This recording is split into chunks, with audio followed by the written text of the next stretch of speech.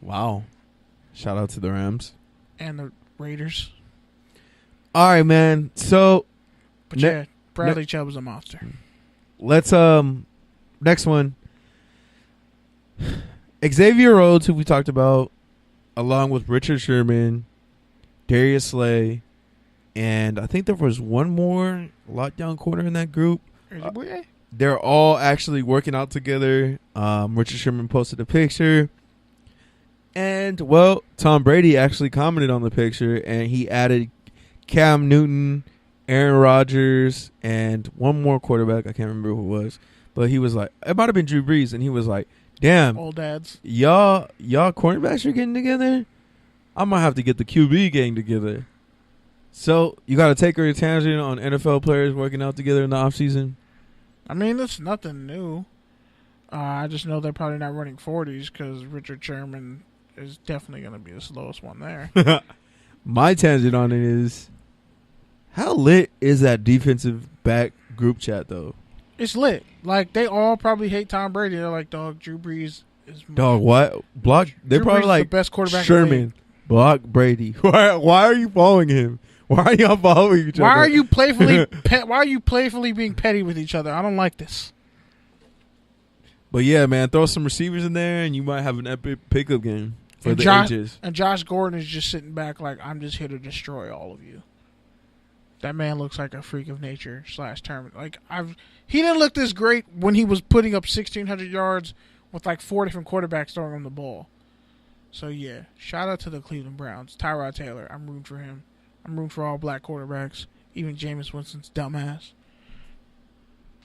Yeah, man. So can I do my do-gooder segment of the week? Yeah. Yeah, man. So pretty much NFL isn't all dead bodies and misogynistic culture and workplace harassment and shitty Uber rides. You know, this week there was actually a lot of good news that might have gotten buried underneath all the Jameis Winston, Jerry Richardson press releases and official updates that came out this week. So if you didn't get a chance to get it, I'm here to deliver it. Marcel Darius, Jacksonville Jaguars defensive tackle. He is actually donating $125,000 to build schools in Haiti that are named after him. And he's actually not the only NFL player who's doing a lot for Haiti. I know, like, Patrick Peterson. I know Derek Carr. Cliff Averill. There's a bunch of NFL players who have done things for Haiti, and there probably needs to be a lot more. I don't know. I haven't been to Haiti, but I could imagine. Otherwise, Uchenna Nwosu, KB's champion as well. He went to Narbonne and he went to USC. And he's a Charger, so he's LA all the way through. Through and through. He was out at the what's it called? I'm pretty sure it was I want to say not Albertsons, but no, it was a charity event with the city of Los Angeles. I think it's called Starry Nights. I'm talking about the grocery store he was at because I'm pretty sure it was right across the street from Lawndale High. Because I saw it on Snapchat. I was like, bro, I know where this is. I know the Hood Chinese spot right next to it. If they pan over, and I saw a Baskin Robbins, I was like, oh, yeah, that's by Lawndale. They did it at a grocery It's called the store. Summer Lights Program. So basically what it is it's a partnership with the city of Los Angeles, Gang Reduction and Youth Development Department and Foundation. And basically what they're doing is they're opening up rec centers throughout the city for extended hours. So instead of closing at 6 or 7, they'll be open till 11 to basically extend activities to at-risk youth so they're not in the hands of gangs. And Nwosu was one of the Chargers players who was out there in the community at the event to start off the event, basically having movie nights, video game tournaments, you know, stuff kids like to do, and just really engage them. So shout out to Nwosu, especially because, like you said, he's LA through and through. So really good that he's trying to set an example and keep kids off the streets. And the last one. Oh, no, wait.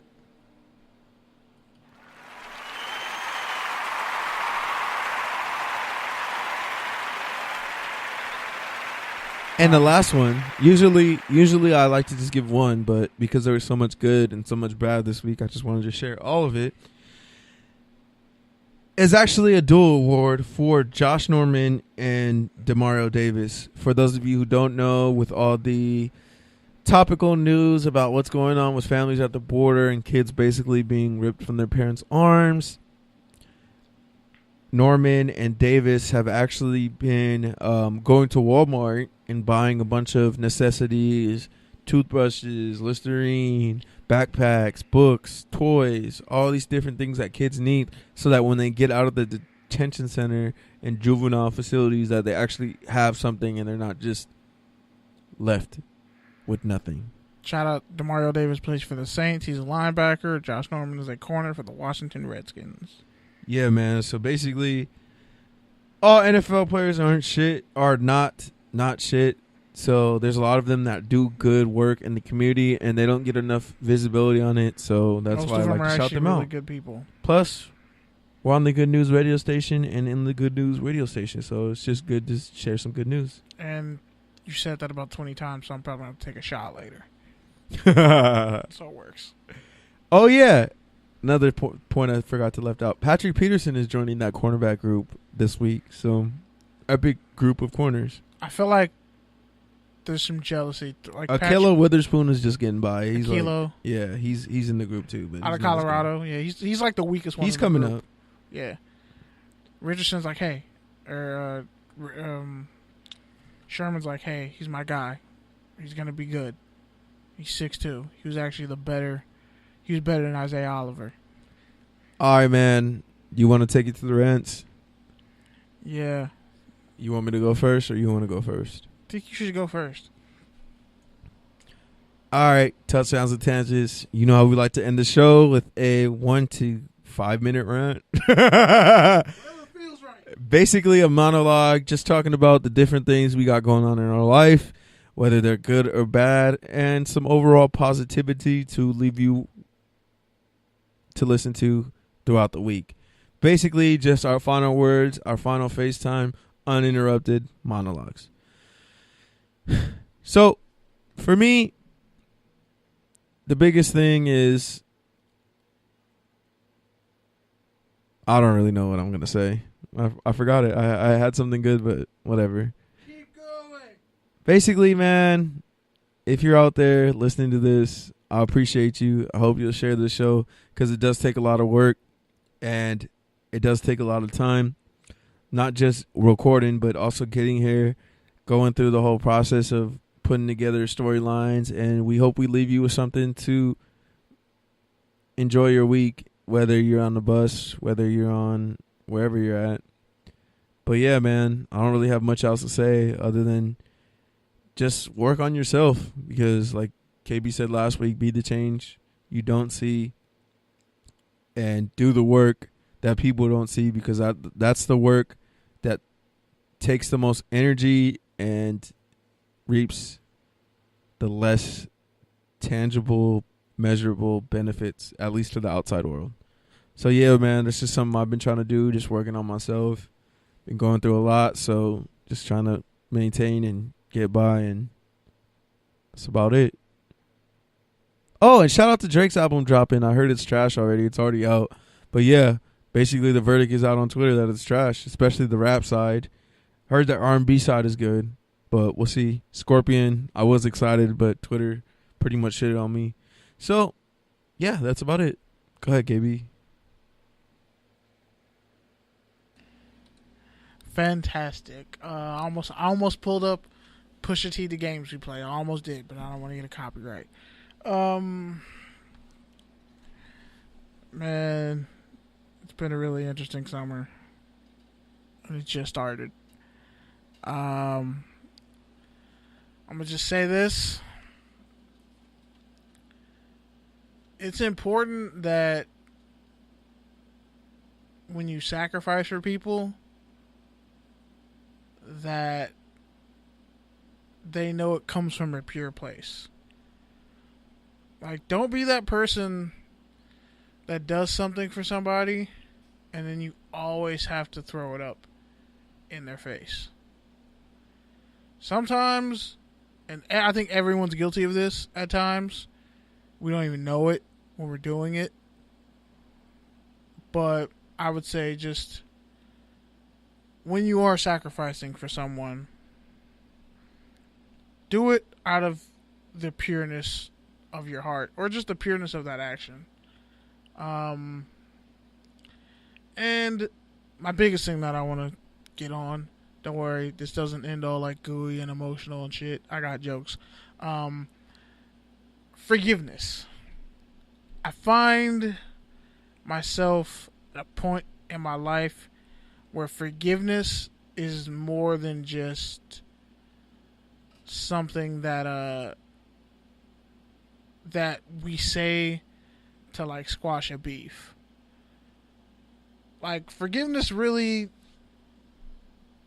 it's funny. Like, when you forgive someone but you don't forgive the act, you really kind of hold on to a lot of that pain. And it's okay to have like a moral compass, but you also don't want that moral compass to just keep leading you in a circle. Like, sometimes you kind of have to just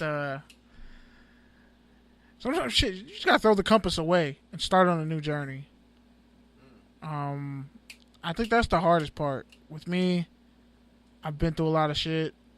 I really don't trust people. And in my case, I went through things journalistically and in school that have stuck with me. And it's funny. I have friends who are off doing their own thing. I literally had a job interview this morning, and I was talking to a couple other people, and they said, you know, school really doesn't prepare you for the job that you're gonna do, what you're going into. And sometimes I have to remind myself of that. So I have to remind myself, what if I'm doing something right now, whatever I've been sacrificing for and constantly doing it for so long, like this show, is for a reason. And sometimes that in itself is forgiveness. And you don't realize it. It's like something on the back burner. Like me going to work, working all these night shifts, doing what I got to do to make sure I'm straight, helping my family, blah, blah, blah, this, and the third. Everybody's working to do whatever they got to do to get to where they want to be. But in the back of your mind, you're like, I'm better than this.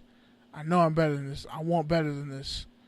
Sometimes you just have to stop and say, I forgive myself for all my past flaws and missteps.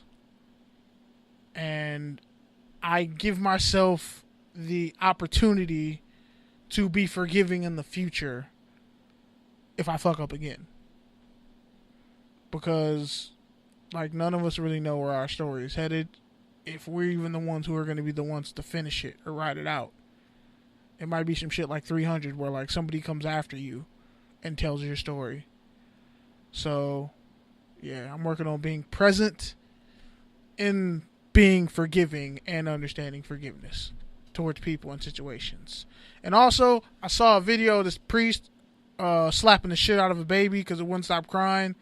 And just let me tell you this. If I bring my baby to a church and I'm having my baby baptized and you slap my fucking baby, I will hand deliver you to God or the devil myself.